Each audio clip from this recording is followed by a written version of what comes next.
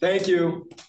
Okay, with that, we'll call this meeting to order of East Bay Community Energy's Executive Committee, soon to be Ava Community Energy. So with that, welcome, and we'll have a roll call vote, please. Hey, Albany. Here. Dublin. Yes. Oakland. Yeah, here. Alameda County. Pleasanton. Present. Uniform. Okay, thank you again for everyone's patience while we got quorum or established quorum this morning. So with that, we'll open up to item number 2, which is public comment. Public comment is reserved for persons wishing to address the executive committee on any EBCE related matters that are not otherwise on the meeting agenda. Public comment on matters listed on the agenda shall be heard when that matter is called. As with all public comments, members of the public who wish to address the committee are customarily limited to 3 minutes, and I will stay at 3 minutes. And we ask that you complete an electronic speaker card. And with that, we will begin. Adrian, do we have anyone who would like to speak at public comment? There are, as yet, no hands raised at this time. If you wish to speak, please use the raise hand feature.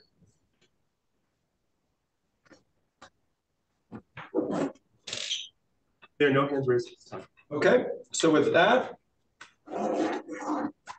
okay, we can keep moving. Okay, with that, I'll close public comment.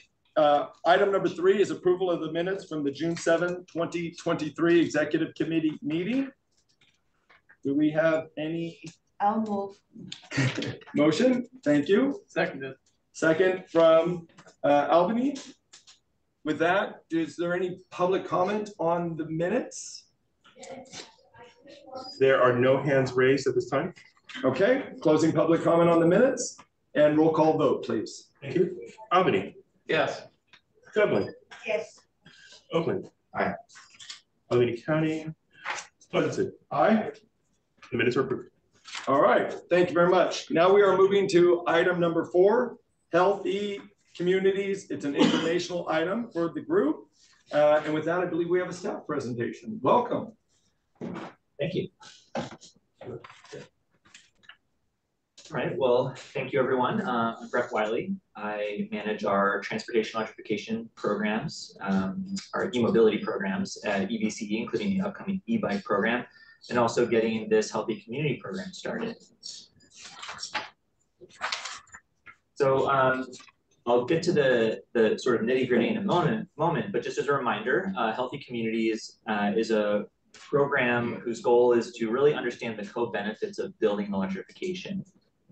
We know the climate benefits of building electrification, but what about the health co-benefits? And so through this program, which will be done over the course of 3 years, we will be installing 2,000 induction stoves as a replacement for gas stoves at our customers' homes, particularly those who are low income and have chronic pulmonary diseases like asthma. The goal of this program is not just to retrofit these homes, these induction stoves, but also do research on the homes and the participants in this program with healthcare research partners and also healthcare professionals. One of the sort of North Stars and goals of this program is to develop a relationship with a healthcare provider where actual clinicians would be prescribing this program to their patients. Another objective of this program is to develop a local contractor network that allows us to complete this work at scale. As you might imagine, doing 2,000 induction stove retrofits in a brief period of time will take a lot of work. EBC doesn't currently have a qualified contractor network to do this work. And so not only will this program allow us to develop that contractor network for this program, but also serve other electrification programs at soon to be Ava Community Energy. We're also, as I mentioned, pairing this installation work with long-term healthcare research to understand what are those health co-benefits for participants in the home, both in their own indoor air quality, but also for their personal health and just their attitudes around electrification. And overall, this program is going to has a goal to be serving the field at scale.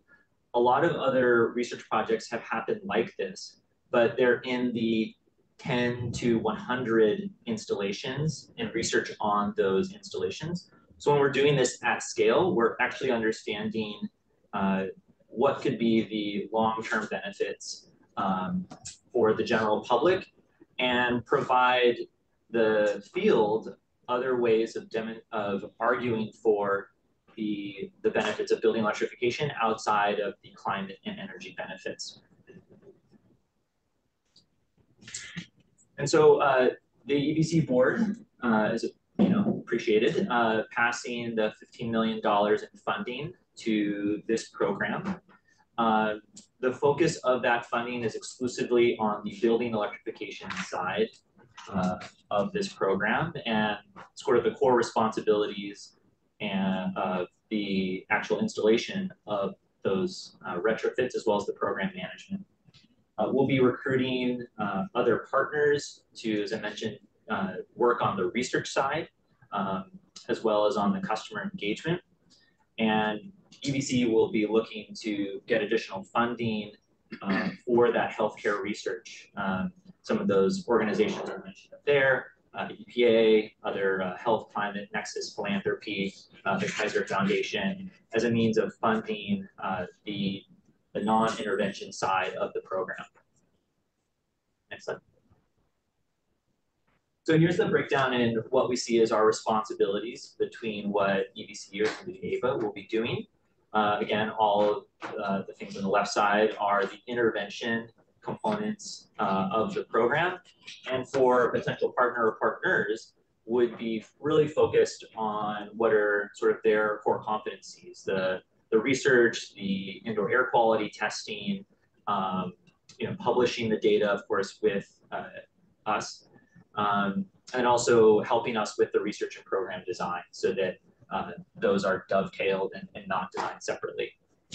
One of the things that I've been doing since this funding got approved, and we've been talking with other healthcare organizations and healthcare researchers, and why we're at this meeting today to talk about what's our next step in this program, is that, as you might imagine, a lot of healthcare researchers who might work with us have a lot of questions around how are we going to get 2,000 active, engaged participants in this program? How are we going to do this in a timely way so the research can be conducted in an effective way? What's the cost of these interventions, et cetera, et cetera. And so in talking with a lot of these potential partners, if you want to go to the next slide, Adrian, our plan is to do a pilot to answer a lot of these core questions. Pending approval from the board, we would get started immediately. And we'd expect this pilot to run through June 2024. And a lot of the measurable goals of the pilot are listed up front. The program design would be a direct install. So EBCE would be recruiting the participants who would be our care and medical baseline customers, serving as a proxy for what would eventually be potentially prescribed patients with chronic pulmonary diseases. And we would be looking to complete about up to 200 induction stove retrofits for those participants. We would be recruiting the participants. We'd be qualifying and developing 3 to 5 local contractors to be doing the work that EBCE would be referring our customers to. Through that work, those contractors would be paid prevailing wage, since it's a direct install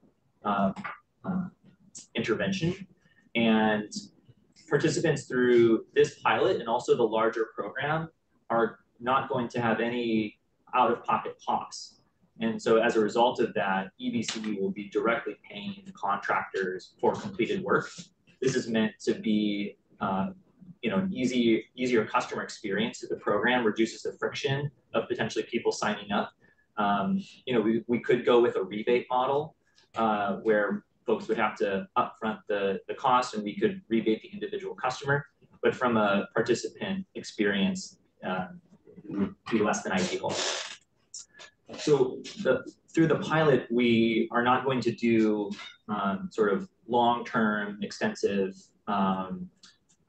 research on the pilot participants, but what we're instead going to do is understand from the potential healthcare partners, what types of questions do they have around research and program design that we could test out in this smaller group. So one thing we will be doing is pre and post air quality measurements in these participants' homes, as well as collecting qualitative pre and post surveys with the participants. Next. Yeah, so here's the main questions of what we're planning to learn in the pilot. Again, effective recruitment enrollment potential for engaged participants. You know, enrolling 2,000 folks in a very time-limited period is very difficult. There are other programs out there who've engaged hundreds and have gotten tens of people enrolled into programs like this. One thing that we are going to be doing in this program, not only is it a no out-of-pocket cost intervention to the participant, they will also be getting free cookware, as well as upfront education on the actual equipment and induction cooking.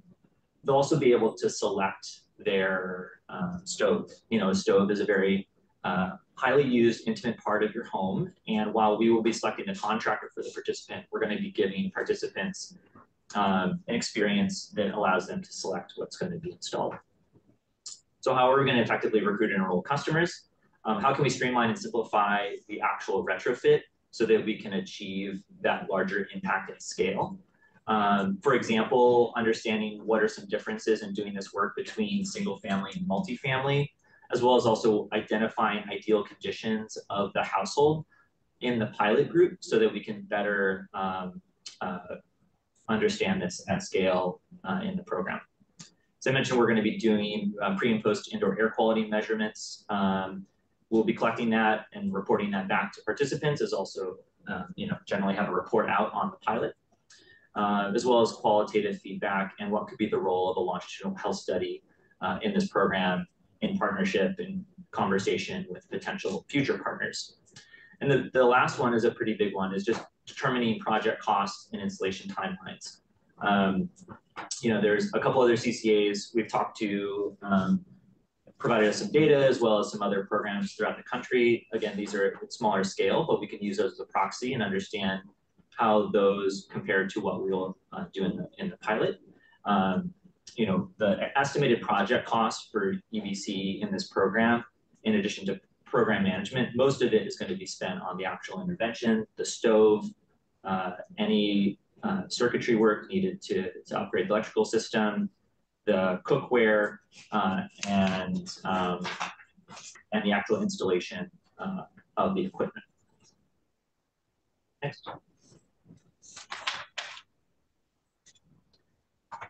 So here's the overall timeline, the updated timeline that includes the pilot. So we have this pilot that goes from October to June, after which we will be putting out a solicitation for a healthcare partner to help us scale up this work.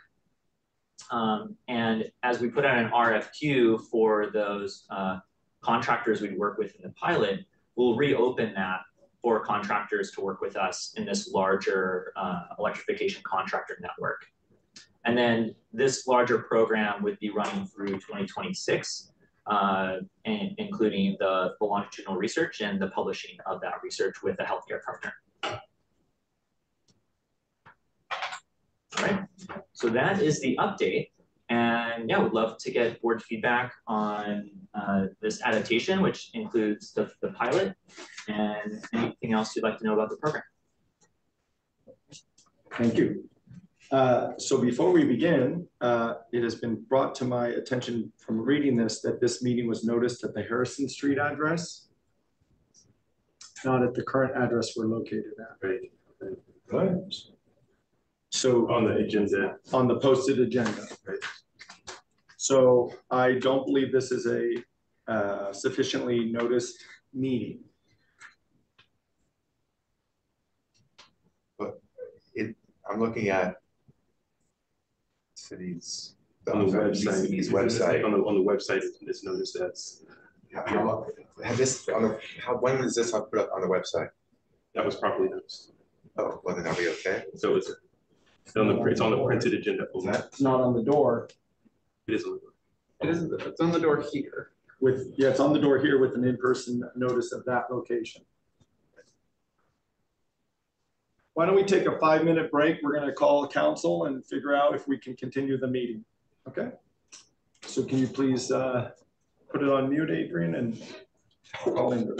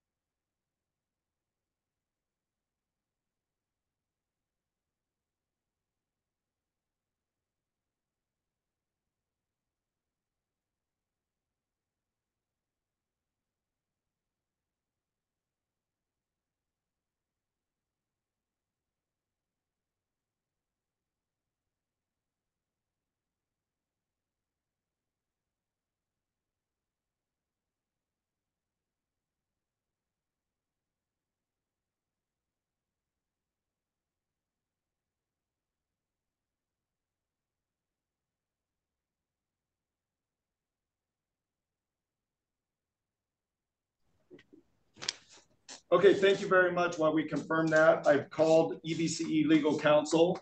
So there is a discrepancy between the printed agenda posted on the door, but the online is correct with this location.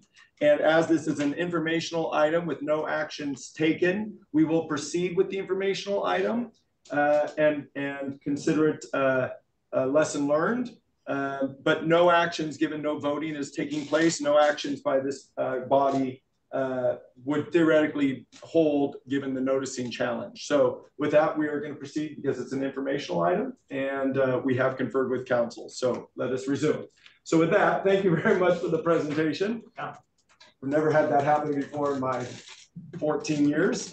So with that, I'll open it up to first clarifying questions. Once we get through clarifying questions, I'll open it up for public comment. So if you're thinking you'd like to speak on this item, please go ahead and start raising your hands now. After we get through public comment, I'll bring it back to the board for further conversation. So with that, do you have any clarifying questions? I do. Member Hill. So I heard $15 million is the budget for this project.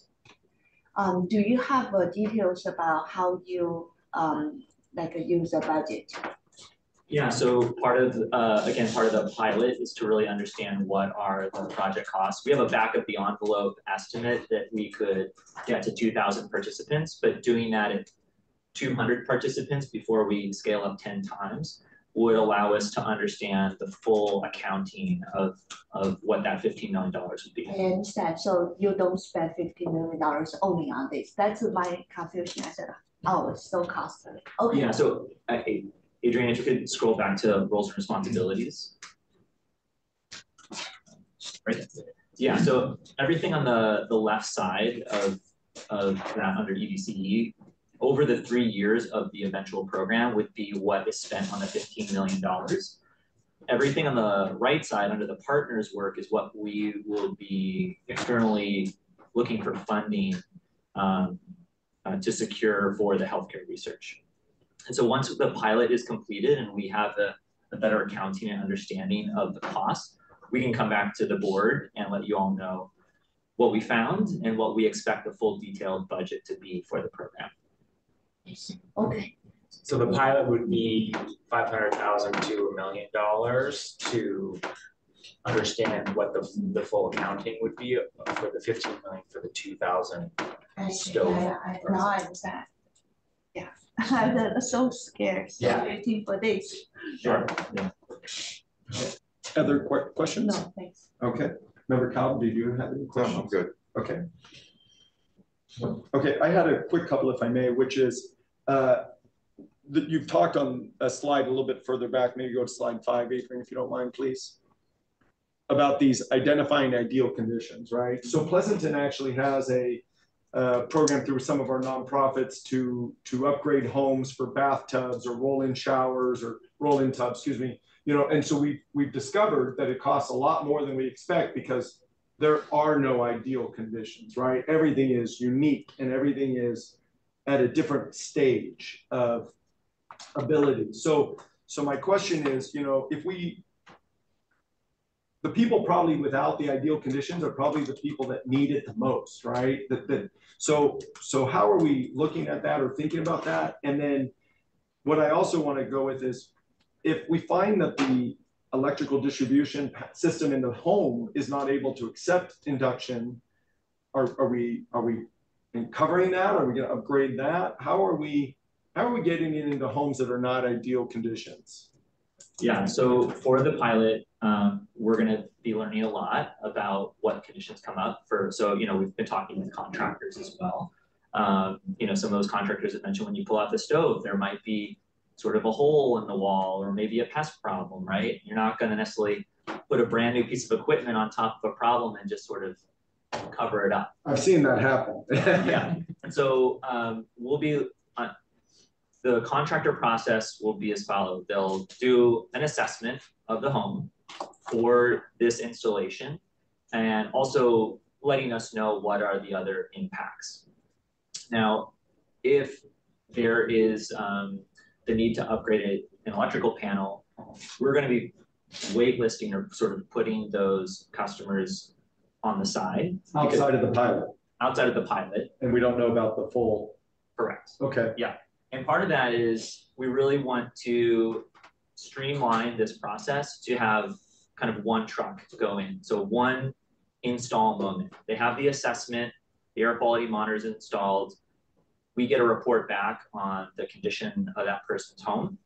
And then if it's an ideal condition, you know, barring, you know, for example, in a pilot, an electrical panel upgrade, the contractor can just move forward with one truck to install and move out. If the more you add a lot of other upgrades or necessities to improve the home before you could actually install the induction, it just adds the complexity of the project.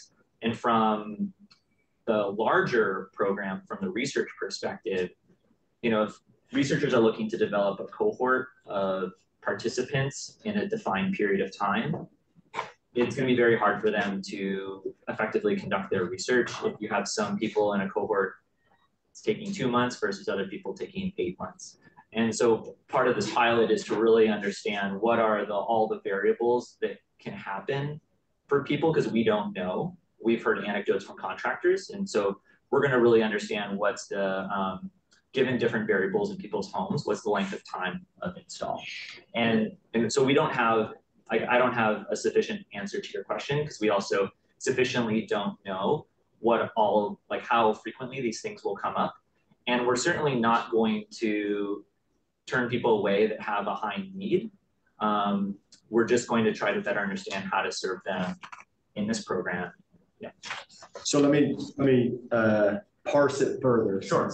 That's the way here. So clearly we're targeting people that have a gas range to convert out to an induction range, right? Yes. Yes. So they don't technically, or most likely, don't have a plug to plug Correct. in. So Yes. we're hiring an electrician because that requires a permit to run a line with a permit from the panel to the location of the hookup. Correct. Okay, so is that part of the scope of what we're covering? So the scope of what we're covering, the minimum scope of what we're covering in the pilot and eventually in the scale-up program, the equipment, the induction stove, adding circuitry, cookware, and then the installation of the stove. Permit cost? And the permit costs. Because they can range widely across cities, right? Yes. So so that will be included and something the contractors would account for. And again, this is going to be no cost to the individual. In the RFQ, we'd be working with contractors to identify general cost caps, and also on the equipment, working with suppliers to try to get sort of a bulk deal. So we know, again, to control costs, what's the actual cost of that equipment, so that we have a good sense before a contractor goes into the home, what we could expect back on an invoice from the contractor. Jack, this is Nick. I think when we think about ideal conditions, it really comes down to no panel upgrade. Yeah. That is going to be the primary sort of the binary of if the home requires a panel upgrade, that those homes are going to be put to the side for a future phase, because that is a significant electrical upgrade, as opposed to they have, the panel has sufficient space to allow for the installation of this plug, and so then you run a circuit. Yeah. And I think part of the rationale for that is when you think about the mass adoption of induction outside of our program, right? Like this is an appliance installation. And so really trying to understand, the friction, right? If we're finding that there are cities that have significant permit obligations to install a stove, well, that's going to be a huge barrier to anyone doing that in that city. And so that's going to be one of our lessons learned. And then, a takeaway is, should there be some sort of adjustment to the permitting requirements in your city if the installation is it's a circuit to serve a stove as opposed to a full panel upgrade? Okay, so I appreciate that, Nick, because that helps me understand. That actually goes to my next 2 points, which were, one, the learning can also be, what cities are facilitating this better, faster, easier. And given EBCE, we're all member cities of EBCE, frankly, if EBCE can facilitate our vendors, our contractors getting permits in a, rapid concierge type of system or process so as to not delay installation or, obviously provide the benefit. And then the second is, I just want to confirm, under no circumstances are we going to leave someone who wants this and we begin high and dry. Like, we will complete the job. We're not going to leave someone without a stove or cooktop if we found an issue that was significant and forbearing, right? Correct. So the contractor process would be an assessment first to understand whether or not they can move forward. And if they can't move forward, which we're going to do a lot of pre-screening of people. So even if they get to that point, we're not going to put people in a position where we're over-promising and under-delivering, and we're never going to leave anyone high and dry. Yeah, but it comes down to vendor management, right? Because you're not the guy doing it. EBCE's not the people doing it, or AVA. We're going to have our name all over it. But the vendor we choose to do it and their service level to the end customer is going to be part and parcel with us. So I just want to make sure we're thinking of those factors. Yes. Yeah, well, we want to, qualify at the beginning to understand as best we can. So like we could ask for, say, a photo of the service panel. to just understand, is this feasible or not, and filter people out. And then, go to site to understand if there's other complexities. If it's too complex, we'll put them to the side until we figure out how to handle we that. can figure out how to handle it in the broader program. But yeah, certainly setting expectations and not, over promising and under delivering is a key component here. It's another reason why, we want to secure a small number of vendors that gives us geographic diversity, but, so that we can, have coverage across the service territory without spreading ourselves too thin. So that we've got some relationships that we're working on with this first set of electrical contractors, so that we're giving them some volume, but also having a relationship that, is bilateral. Hopefully, those contractors then move into the final program, but we would also expect to see some contractors who aren't meeting our service level obligations. We would learn from that, substitute in for other contractors who will. So there'll be a learning process for us as well. I'm going to talk about that part when I get to comments, so I'll hold my comment on that. And then my other question is the vendors we select. You're going to have a vendor process. You're going to have where you can review them. You're going to get a panel upgrade concept. And then from what I'm hearing, it also would let EBCE potentially identify future rebates or programs update panels as another way to invest dollars in the community, because I see the challenge. As soon as we touch a panel, are you upgrading it just for the induction, or are you going to update it for possibly electric vehicles? How far do you go, multifamily versus single family, and where those needs are? So I think that concludes my clarifying questions. The problem about Pleasanton's process, right? So I will open it up to public comments unless there's any other questions by any members. Okay, seeing none. So do we have public comment on this matter? Yes, we do. We have 3 hands raised. Okay, we'll stay at 3 minutes, please. Okay, hold on 1 second. Okay, Audrey Ichinose, Jessica Tovar, and Jim Lutz. Ready? All right, Audrey Ichinose, you're recognized for 3 minutes. Okay. Thank you. My name is Audrey Ichinose. I'm a resident of South Berkeley, a member of EBCPA, that is East Bay Clean Power Alliance, and the statewide California Alliance for Community Energy. I find it's very laudable that EBCE makes this effort to promote the use of induction cooking. But I would like to raise a few questions about the parameters of this proposed study. Number one, why is there such an elaborate emphasis on research and post-installation testing? There's ample proof that cooking with gas is harmful to people living in constricted quarters. In a memo to J.P. Ross in June, I called attention to a peer-reviewed Stanford study that had just been published that likened the effect of cooking with gas to standing over a tailpipe and breathing in the exhaust. I'll be glad to send the board and this committee the Chronicle article, San Francisco Chronicle article, dated June 21st, 2023, which covered the study. My second question is this, which is quicker? And time, is, given the climate impacts, which is, it's a legitimate question, I think. Which is quicker and likely to be the more effective strategy? The installation of induction stoves, which would mean the need to reconfigure electrical panels, as has been pointed out, or the distribution of simple induction cooktops, which can just be plugged in to an existing outlet.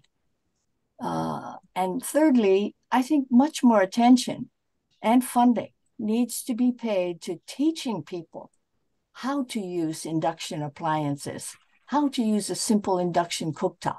And distributing a cooktop with 1 or maybe 2, magnetizable pots would be much simpler and cheaper and can reach more people. So in my opinion, the Healthy Communities Program, and I find this title in itself extremely vague, needs to be seriously rethought. Thank you very much.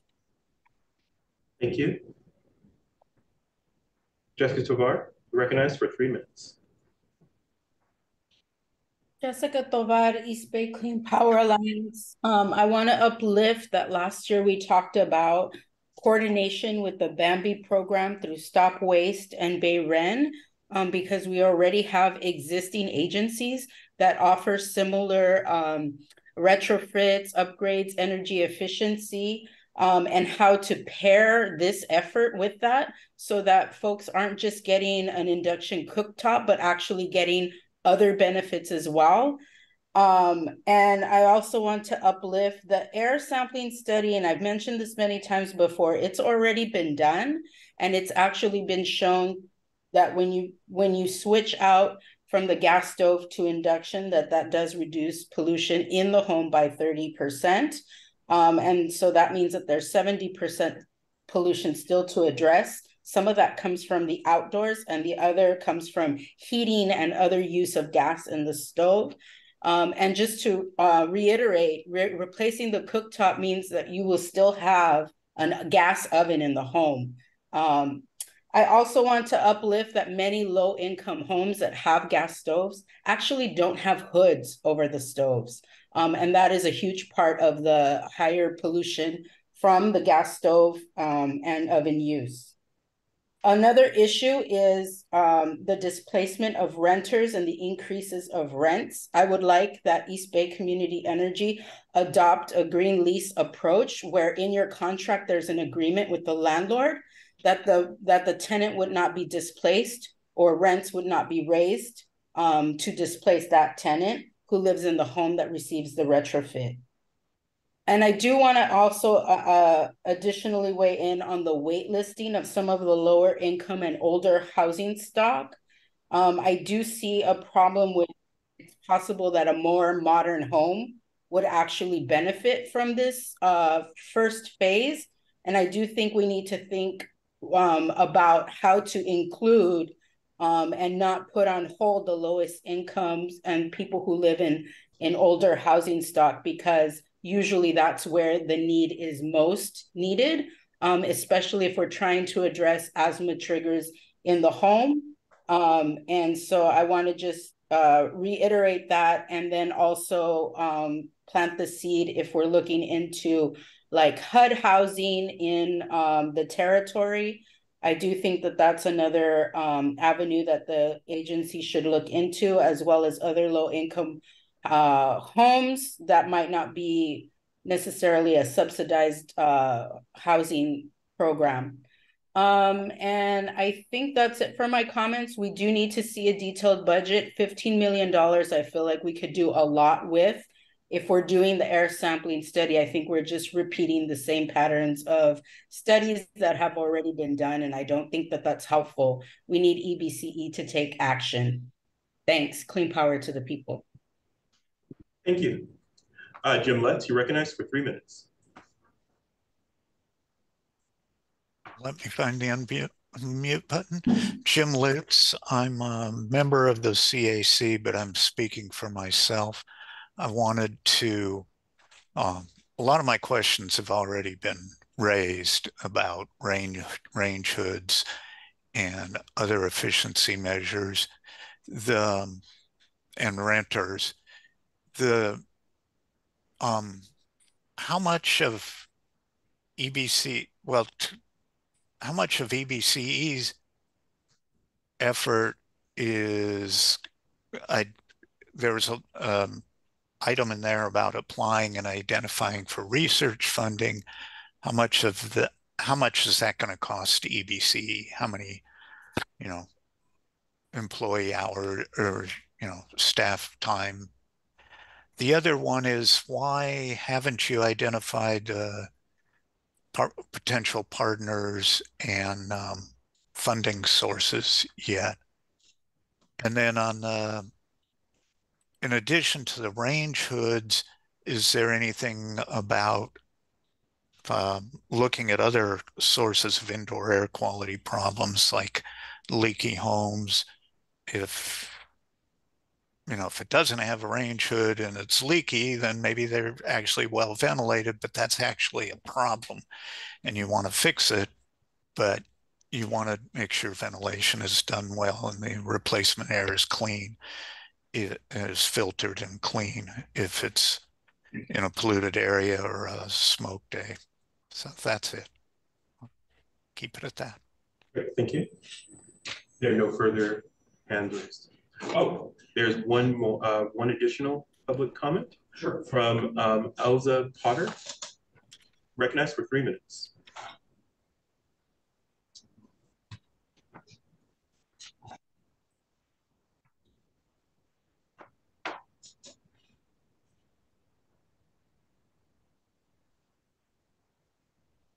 Energy Alliance, and I'd just like to uplift some of the comments that have already been made about the kinds of appliances that are being included here, especially because it seems as though in the pilot program, much of the reason for sidelining some of the older homes or lower income areas or the multifamily housing complexes is in order to streamline the study that would happen, which seems to put an undue emphasis on the study, which, as has already been mentioned, has already been done numerous times. And that would kind of dislocate some of the people who would actually benefit most from even being part of the pilot study, and then influence how EBCE is understanding what types of limitations would be put in place in doing the broader 15 million implementation, by emphasizing the study. So I'd really like to encourage the board to renegotiate this program so that it emphasizes low-income communities. It emphasizes, the technologies that would be of most service to them, whether that is an induction stovetop that is more easily plugged in, whether it actually includes an entire induction range, and has already been mentioned, if there is an emphasis on health here, 70% of the indoor pollutants aren't actually coming from the stoves themselves. So in order to be most effective here, the study of stovetops really shouldn't be emphasized, and trying to find out which technologies are the most accessible for implementation, especially for low-income communities, should be the emphasis. So thank you. Great, thank you. There are no further hands raised for public comment. Okay, so we'll go ahead and close the public comment and bring it back to the body. Did staff have anything they wanted to say first, or maybe we'll just go to members? I don't know if you guys. Do you want us to answer the questions? We can speak to the questions that were asked. Maybe if you don't mind, Member Cal, maybe we do have. Yeah, please. Let you maybe speak to that. Yeah, so I'll have some clarification questions first, if that's okay. But you want to jump? Let me jump in and answer sure. the questions that were asked by the community, and we can talk about the specifics. So I think there were some questions that were asked about why are we not doing more measures. So this is very specifically not a whole home program. This is very specifically focused on induction only. Whole home is a very challenging space. There's tremendous complexity. And so what we're really trying to do, among other things, is demonstrate how do you scale up what we think is a really important entry point to home electrification, which is cooking with electricity as opposed to cooking with gas. If you start adding more measures in, the ability to reach significant thousands of customers is going to be significantly impacted. And we believe that cooking with electricity is actually represents an opportunity to meet tens of thousands, hundreds of thousands of consumers quickly, because it's something that you, as we've talked about, you engage with cooking in a way you don't necessarily engage with a water heater or a furnace. It's also more of a discretionary purchase. So that's one. I think two, there was a question about why not just install the plug-in hobs as opposed to stoves. I think that's a consumer preference issue. Most consumers, if you have a stove and an oven in your home, the idea of saying, well, that's what I want. I don't want to have something lesser than that. So we're trying to meet people where they're at. Not to say that that's not a possible option that we may offer people, is a hob that you put on. I just think that is not necessarily, that's going to be viewed as I'm taking something less than what I currently have, even though the thing I may have is an older natural gas stovetop or oven. On this, there was a question about, well, we're leaving the ovens. No, this is a whole retrofit. So it's not leaving a gas oven. It's installing a fully integrated stove and oven system to replace what the consumer may already have. And I think finally there's sort of the point maybe was made, or a question was asked about the kinds of customers that we're meeting. This is explicitly focused on low-income customers to start. The 200 households are all have to be care or medical baseline. So there may be care medical baseline customers who we reach who are not eligible because of the electrical circumstances of their home. Those are folks that we will want to come back to later on, hopefully. But this is a very explicitly focus on supporting low-income customers. So I think those were generally the questions that were asked that you may have further follow-ons around, but I wanted to speak to. Yeah, so a couple more add-ons to that. One, we have our induction cooktop lending program. So for people who want to test out a plug-in induction hob, we have that. It's a very popular program. There's distribution locations throughout the territory. So we have a separate program for letting people try it out. But giving a low-income customer a suboptimal kind of add-on as opposed to an actual range cooktop and oven that kind of meets their needs and is a good performing appliance is something that we wanted to prioritize. So there's been some academic research and some low volume testing of air quality and health co-benefits, but nothing at scale. And so that's what we're focused on, is delivering a study at scale. It's really also focused on bringing in kind of healthcare partners. How do we think about the medical field and doctors getting bought into induction as a community health benefit? Because that has not been done at scale. I think a couple more replies. So I think Audrey mentioned, you had a question around the importance of teaching folks around building electrification and induction, and we completely agree. We do that through our induction cooktop lending program. And we also have an open community education grant around induction cooking, where we're going to be partnering with local community-based organizations to do exactly that.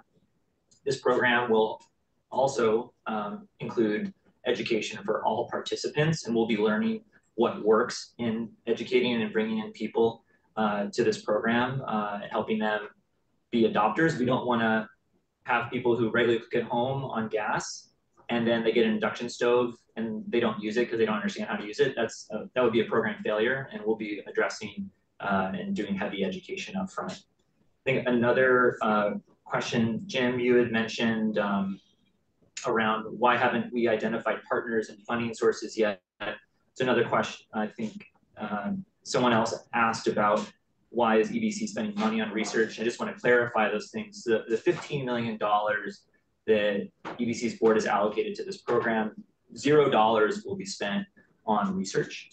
And on the piece on partnerships and funding sources, we've been doing a lot of work. I've been doing a lot of work on identifying partners.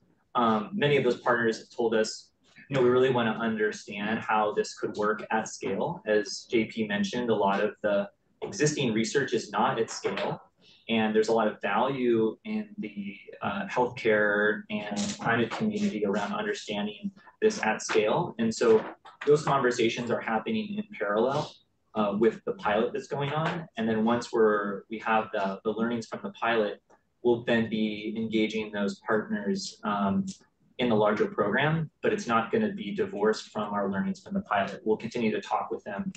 And just, as an anecdote, a lot of the research in the community has been done at only what we're doing at the pilot scale. So we're not going to be doing, randomized controlled trial, academic research on the pilot. We're simply going to be testing some of the methodologies, like how to effectively and efficiently install air quality monitors into homes to reduce the number of people going into participants' home to make it easier for them. So just wanted to add those clarifications before turning it back to the board.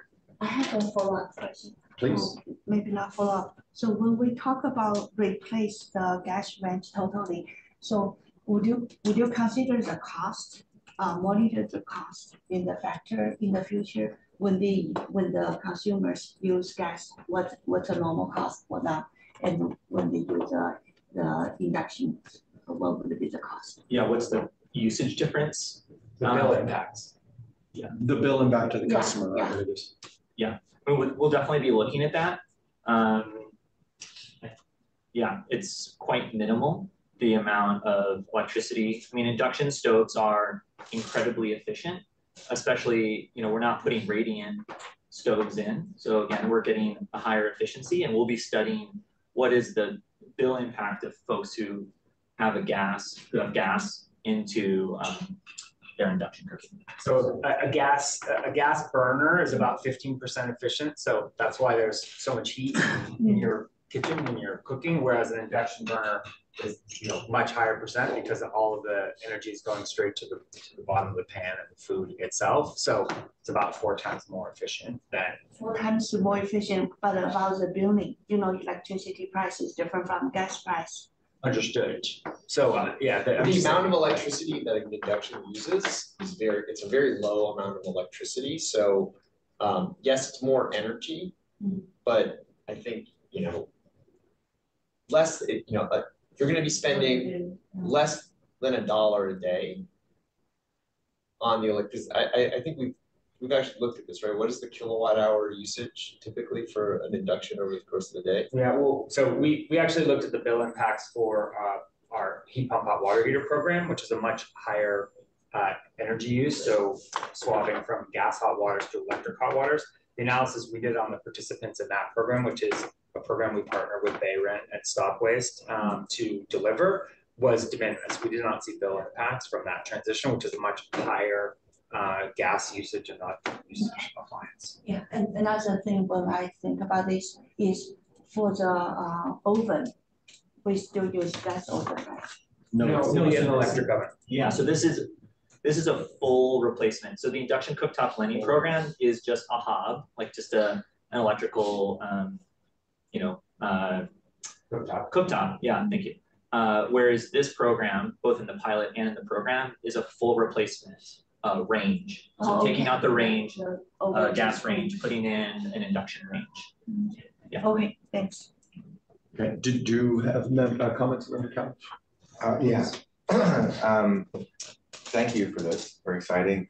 A couple of things. One question is it says here, last thing is full program implementation and research. What does full program implementation look like? Yeah, so the full program implementation is taking the learnings from the pilot and scaling them up to that. So if we're going from 200 to eventually 2,000, finishing all of those installations, as well as working with the eventual healthcare research partner on the research side. So 2,000 also care and medical baseline customers. Well, those most of the need financially. Low income, period. Yeah. And the goal is to actually work with a healthcare partner so that they can identify people with chronic pulmonary diseases to prescribe them to the program. So the goal is to do that rather than us to necessarily generate the customer demand. Clinicians would be working with us. Sure. So you have sort of two ways to think about eligibility, right? You have your low income care, FARA, medical baseline. So we know who they are because they're tagged in our system. So there's that sort of cohort of people that are eligible in this phase, could potentially be eligible in second phase. And then there's going to be a second cohort of people who have a set, basically are a referral. So we talked about people with pulmonary condition. There's also been a thought around, a household where you have a newborn child, as another example. Those would be specific sort of referred conditions, if you will, that sort of also create eligibility. So they do not, you don't necessarily have to be low income if you have a referral because you meet these other eligibility. But is the eligibility in those situations, let's say it's an upper income household and they don't really need a subsidy, we're not going to give them a subsidy, right? We're going to maybe walk them through the process and we're not going to be differentiating because at this point with this program, that is not our intention, is to differentiate. We have a program that has this structure where we will pay for the installation, because either you have income qualification or there are specific eligible conditions. So for instance, medical baseline, we have medical baseline customers who are eligible for this program who do not meet income qualifications. You may have an upper, middle, or upper income household that is on medical baseline. That is how, so we have a battery program. We have delivered backup battery systems to customers who are medical baseline who do not necessarily meet an income qualification, but they have another sort of qualifying condition or factor. Okay, I understood. But the full program implementation, you said 2,000. 2,000 in retrofits, yeah. So that's still pretty small. I mean, that's 2,000 more than zero, but that's still pretty small. I mean, what's the plan to have broader penetration? Maybe not with us subsidizing it all, but to us to create the broader societal penetration throughout. I think that's where why 2,000 is actually meaningful, not 50, right? Is when you're doing 2,000, you're actually getting some scale in terms of acquiring stove tops or the stoves, the ovens and stoves. That's also getting scale. It's a real meaningful churn in, say, working with cities on permitting issues. So at 2,000, hopefully we're touching every one of our communities at that scale. So we may find out, let me make sure I select the city, Livermore, not representative. Livermore has a terrible permitting regime for induction, and you have to go through a really complex permitting process there. Well, that to us will show whether you're in our program or not, that's a huge barrier for induction. If I have to go pull a permit that's not over the counter, and it's going to cost $1,000 essentially for a contractor to pull a permit in Livermore to do induction. Well, gosh, okay, that's something that we need to go and address for full beyond our program for full scale up. I understand the value of streamlining the process and correcting the process so others can take advantage of it, but we also want to create a sense of oh yeah, this is what people do. It's like it's a thing now, and it's 2,000 around our entire service area, a large enough number of households to create that. Oh yeah, this is a thing. I don't think it's enough. I think that's actually why it's so important to bring in healthcare partners, because then you're talking about community health and health benefits. So if you look at Kaiser is actually doing a lot of investments now in community health that's outside of their normal scope of doctors' visits and healthcare, because they see that kind of the environmental impacts are costing them money because people are having poor health outcomes because of ambient air quality and otherwise. So they're making investments in affordable housing and other kind of non-core healthcare related activities. That for us is, I think, one of the reasons why it's important to have healthcare partners bought into this and seeing the impacts and the benefits. To your point on scaling, we can't replace everybody's induction cooktop throughout our service territory or fully electrify everybody's homes. What are the other partnerships that we need to get people involved in kind of this electrification change that can help do that? If you have doctors saying, hey, you can have your family be healthier if you swap out your gas stove, that's very different than EBCE sending out an email campaign that says, hey, you should swap your stove out. I understand what you're saying, and I'm not arguing the value of this. This is clearly a good thing. I'm just thinking of the broader, okay, what percentage of households you need to change to the point where you get a critical mass and everybody realizes, oh yeah, that's what we all have to, that's a thing. Yeah, I don't know. Is it 5%, 4.5%? I don't know. I don't think there's a specific answer. I think the intention with 2,000, and 2,000 is not a right or wrong. There could be 1,000, could be 5,000. It's more just about $15 million. We think 2,000 is sort of about how many could do if we do a really good job of scaling this up. The thing about that, when you get to thousands, is there's also network effects. These are better products to use. Consumers, when they start using them, they love using them. And so when you get 1,000, that's 1,000 people who are talking to their family, their neighbors, their friends. That's my question.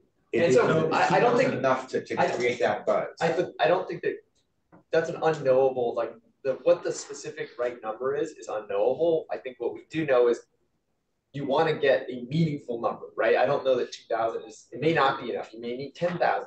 it may be that 2,000 is more than enough, because 2,000 households can reach to 50, like their reach is to 50,000 households, right? If you think everybody knows somebody, and we're training people, and we're going to be doing outreach associated with this. So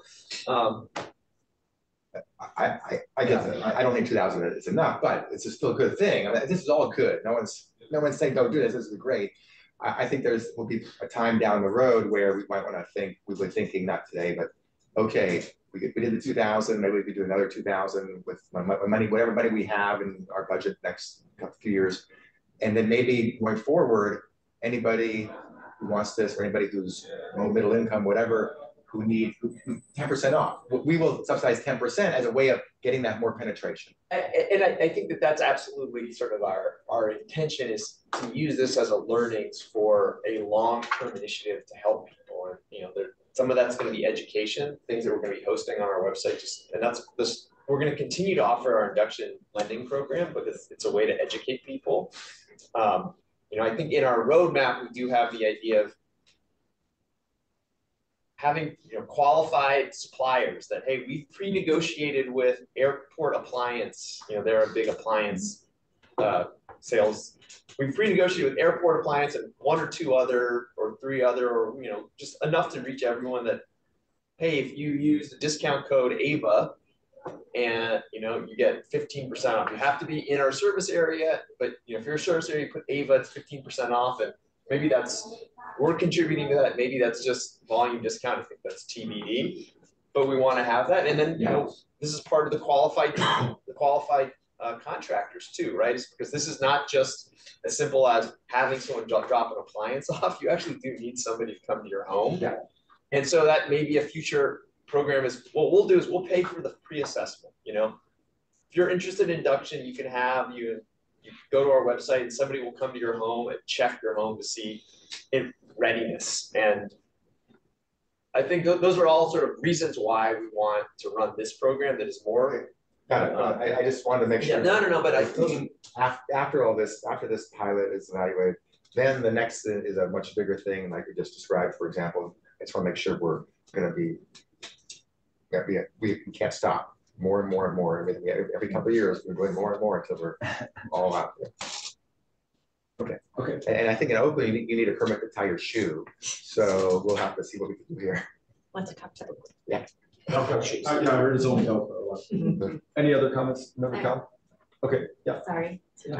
Sorry for being late, everyone. So thank you. I'm excited to get this update. I know this was brought to us initially in a different framework, so I appreciate all the progress that's been made.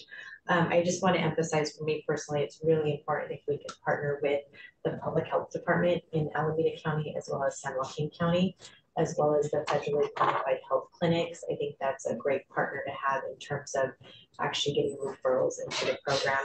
I'm really happy to see that the emphasis is for low income community members, and I like the idea of working with 3 to 5 contractors with potential workforce development apprentices. I think one group has already reached out to us, so I'm looking forward to those ongoing conversations as well. I also agree we need to do the pilot and then eventually scale.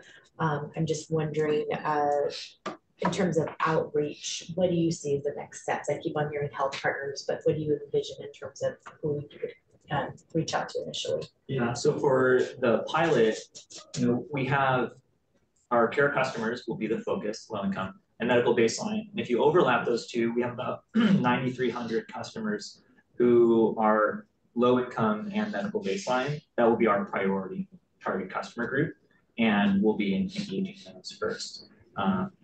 Yeah. Okay, and then you said there was no cost to do the research.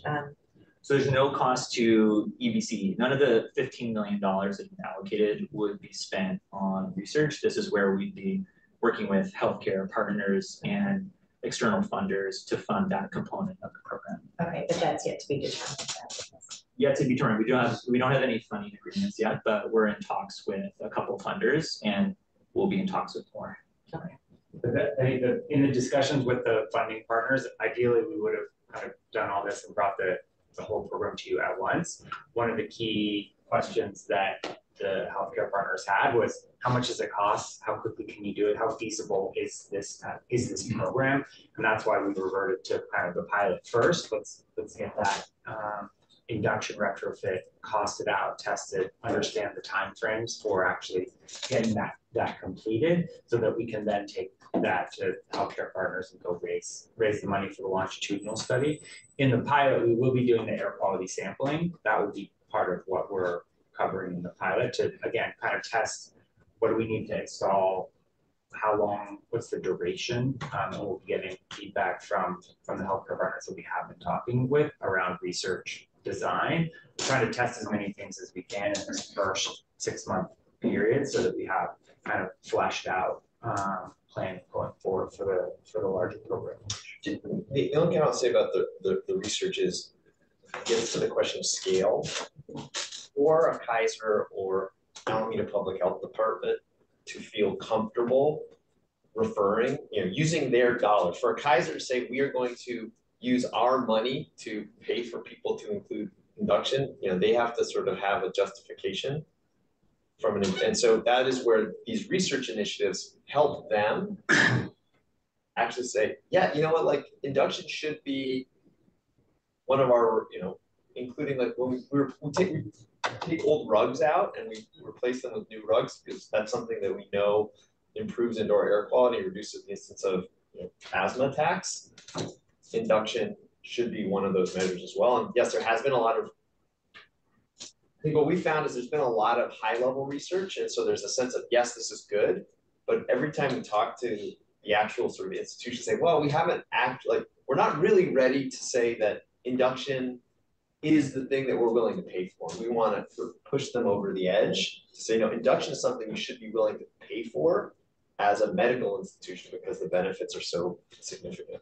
And is it that to start off with 200 identified clients, customers initially, and then scale up to 2,000? Correct. So we do the pilot, complete 200 installs, take those learnings, report back, and then scale up. And then have we done the research in terms of what cities have a more streamlined process for permitting? Do we know that yet? We do not know that yet. That was part of the pilot learning, and we will happily report back to the board to help all of our jurisdictions have best permitting practice. Okay. Yeah. Thank you. Okay. Yes, thank you for all the work and the presentation. I'll keep it brief. While we're discussing a question started to percolate, and then I realized when I started to really think it through, you won't necessarily have the answer because that's what the pilot program is for. So we'll instead have it as sort of a thing to watch for. Like we've mentioned in public comment, I think one of the things I'd love to hear about after we do the pilot is how this is working for, who are we providing for in terms of tenure of, is it for tenants or people who own their homes? Are we seeing people stay in homes where if we are providing it in a rental housing situation, how are all those things interacting? Because I want to make sure that we're providing this for people who need it, and a lot of those will be renters, but also then that's definitely going to introduce some complexity that it would be good if this pilot could start figuring out so that we have a way to address it. Member Hugh, did you have more comments or are you complete? I'm fine, yeah. Okay. So I'll just conclude as well. So I appreciate the reminder for it being care medical baseline for us to bring it back to what we're targeting here. I also appreciate comments from the public about partnering with Stop Waste and Bayren.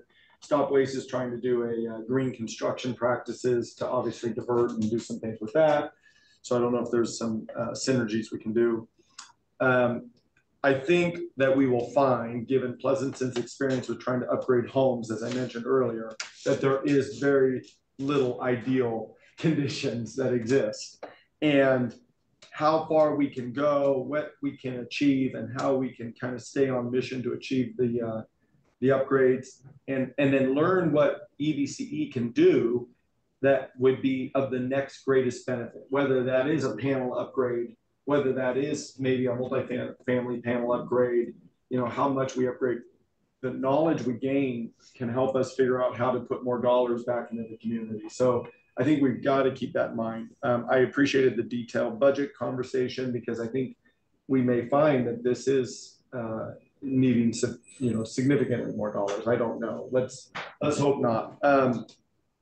I do think, you know, I'm not sure if the bill impacts are going to be the value proposition for our customers, but definitely the indoor air quality, right? And so how we theoretically learn from the 200 to push it out, and how we can get others who may be able to afford it to choose to do it on their own, maybe with some incentivization, that's going to be important. And then I really think the city partnership, because if I find that Pleasanton, for example, is, you know, a barrier in itself to some of these, that would be problematic. And I definitely want to be told, maybe a little bit of ridicule, not too much, and try to make our processes better so that we could accommodate. Like I said, we have a process in Pleasanton to try to, you know, put in roll-in tubs and showers and whatnot, and upgrade kind of basic appliances. And it's amazingly slow in its acceptance or accomplishments, because the conditions on the ground are not standard. Home to home, clearances and everything. You know, ranges at least have general clearances and similarities, but I do worry we're going to have unexpected issues we're going to have to address. So the pilot learning and taking that knowledge, I think, is most critical. So I have no further comments. Did anyone else have any other comments? All right, we'll conclude this item. Thank you very much. And we'll be moving to item number 5. Item number 5 is committee member and staff announcements, including requests to put items on future executive committee agendas. I don't believe there's an open public comment for this item.